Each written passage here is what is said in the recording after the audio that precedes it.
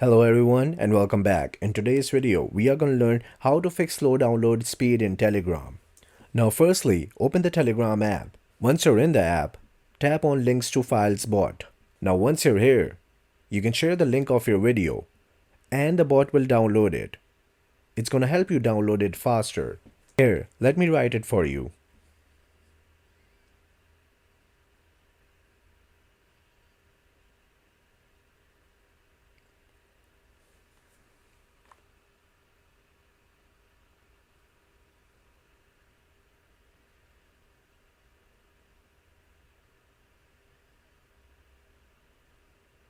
Once you are done from here, go to your mobile settings and I'm going to show you another way to fix this problem.